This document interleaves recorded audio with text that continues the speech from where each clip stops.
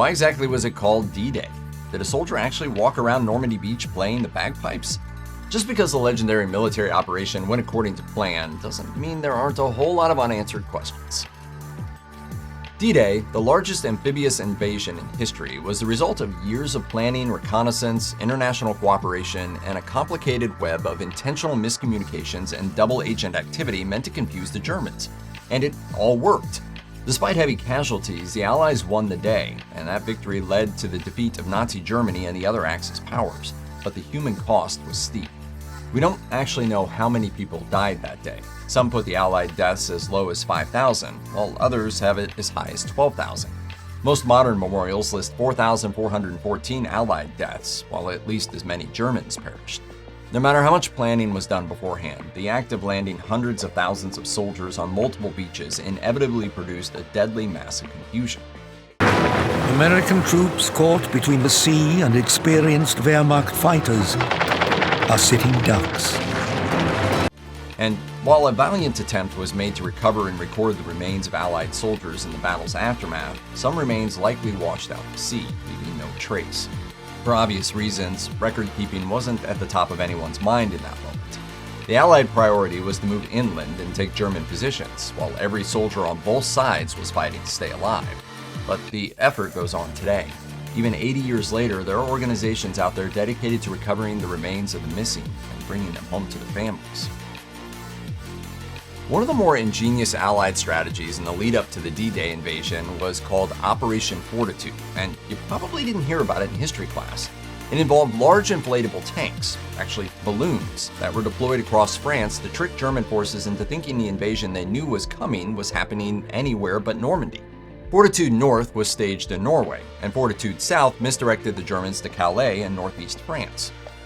But a few blow-up tanks wouldn't have been enough to fool the Germans. Fortitude worked on many levels. Radio operators put out false communications, while spies created fake underground chatter about the coming invasion. In Calais, inoperable aircraft were staged at various locations, as were landing craft made from heavy-duty fabric and wood. It was true wartime theater, and it was all set up as the 1st U.S. Army Group, or FUSAG. Of course, FUSAG didn't exist, but its commander, General George S. Patton, absolutely did. And Patton gamely showed up at dummy locations to deliver speeches and inspect what amounted to stage sets. It may well be that Patton's participation was the thing that convinced Germany FUSAG was real. After all, why would the US send one of its top generals north if a Calais invasion wasn't imminent? The ruse proved so effective that even after the D-Day invasion began in Normandy, Germany's 15th Army remained ready and waiting in Calais for a second invasion that never came. On the morning of D-Day, as thousands fought in Normandy, Hitler was sound asleep at his home in the Bavarian Alps. Even when news of the invasion reached Hitler's staff, they didn't wake him up. They'd been told to let him sleep, and nobody had the nerve to defy the order. When Hitler finally got up at around noon, he dragged his feet, assuming the invasion was a low-level distraction effort on the part of the Allies. It took hours and repeated urgent requests by his forces on the ground in Normandy before he agreed to redirect troops and weapons to defend the beaches. If he'd been awakened earlier by some brave aide, could Hitler have changed the course of that day? It's hard to tell, but he hadn't exactly distinguished himself as a military leader. He and his commanders had been fooled by Operation Fortitude, mustering forces in the wrong location. And when Field Marshal Erwin Rommel urged Hitler to boost defenses along the Normandy coast, Hitler told him to keep the deadly Panzer tank divisions inland. It's possible Hitler was just as effective a commander asleep as he was awake, but thankfully for the Allies, we'll never know. It's hard to overstate the importance of Juan Pujol Garcia's work during the war. The Spanish businessman was no fan of dictators, not Francisco Franco, and certainly not Hitler. As World War II became a reality in Europe, he offered his services to Britain as a double agent, but was turned down due to inexperience. Not to be deterred, Pujol went freelance. At first, he positioned himself as a fanatical pro-Nazi official employed by the Spanish government. The Germans then recruited him, ordering him to move to England to build a pro-Nazi network of agents. Instead, Pujol went to Lisbon and got to work. He would send fake reports to his Nazi contacts, sprinkling them with legitimate facts to make his lies more believable. In 1942, Pujol approached Britain's MI5 again, revealing himself to be the secret agent codenamed Garbo, who caught their attention even while remaining unidentified. This time, they brought him on. The other day I was offered money to get information. What sort of information? Secret information. As for his connection to D-Day, Puho was a major part to the Allied victory. He once again set about lying to Nazi officials, insisting that rumblings about a Normandy invasion were nonsense. Then, very shortly before the actual landing, he leaked info to the Germans about Normandy. Too late, of course. Still, the intelligence was technically correct, which bolstered his authenticity as a German spy. After the war, Puho remained an MI5 agent, helping to suppress a post-war Nazi revival. Eventually, he faked his own death to avoid Nazi revenge. He told his handler to inform everyone he died of malaria and then moved to Venezuela. This was so believable that most people, including Pujo's own family, believed he was dead until the 1980s. He died in 1988. Anyone who isn't hip to the jargon of military communiques may be wondering why we still call it D-Day when it happened in France on a Tuesday in June, some 80 years ago. It's because the D in D-Day refers to, well, day. More specifically, it was common in the Army to use the term D-Day for the first day of a given operation. In the similar vein, H-hour stands for the hour in which a given operation is set to begin. A simple system of pluses and minuses denotes days before or after a military action. For example, D+2 referred to June 8th, 2 days after the June 6th landings. There's actually a method to this rather vague standard. For one, being less specific allowed military commanders to be flexible with the dates in case the weather or something else changed the timeline. Furthermore, if there was a leak, enemy forces wouldn't necessarily be able to figure out what was going on because D-Day -2 was intentionally vague.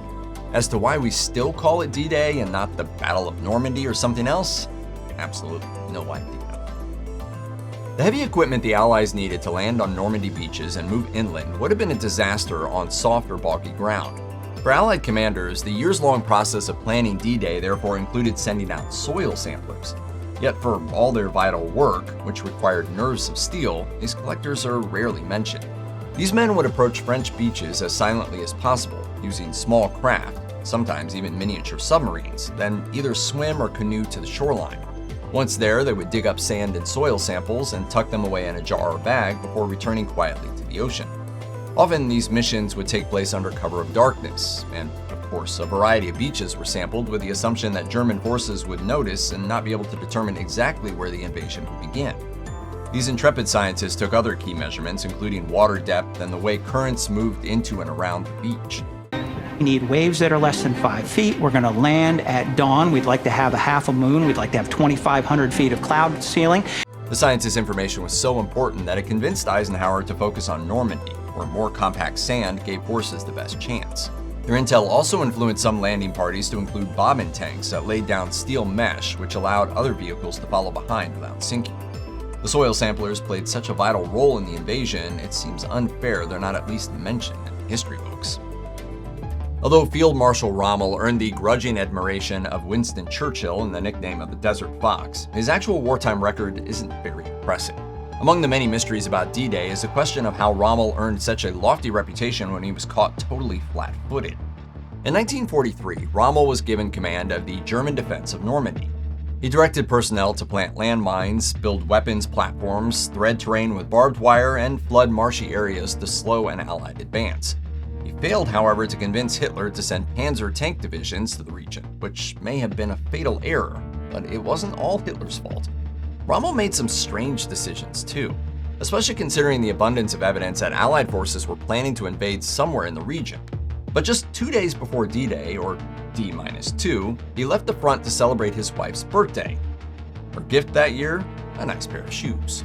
He had believed too much in the German weather forecast, which had said on the 6th of June it will be poor weather. By the time he made it back to the front, D-Day was effectively over and the war had begun its turn in the Allies' favor.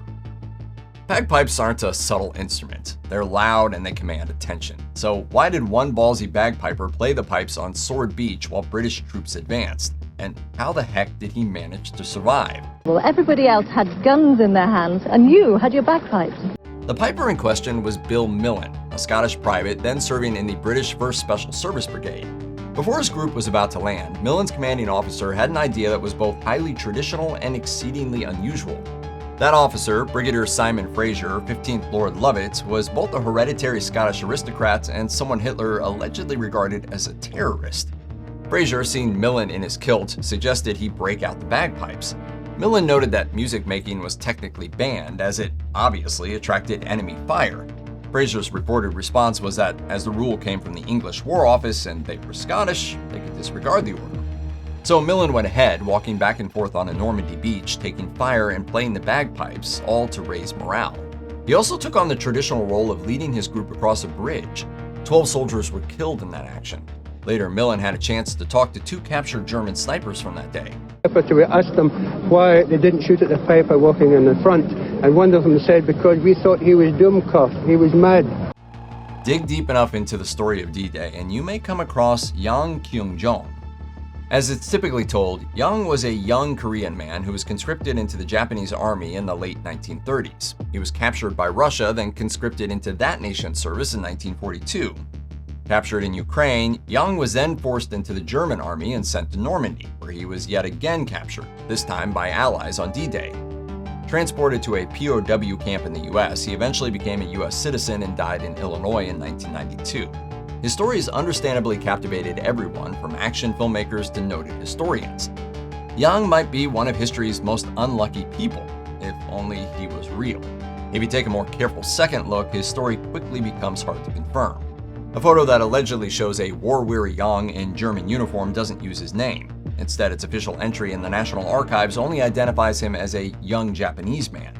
Indeed, there's practically no documentation of a Korean man passed from army to army in the midst of this massive global war. There were Korean people who lived in Berlin under Nazi rule, but most appear to have returned to Korea by 1945. People of Asian descent fought at D-Day, including the unnamed Japanese man in a German uniform, and on the Allied side, multiple Chinese-American service members who stormed the beaches that day. But as far as Yang goes, he may make a great story, but he's as fake as a balloon pretending to be a tank.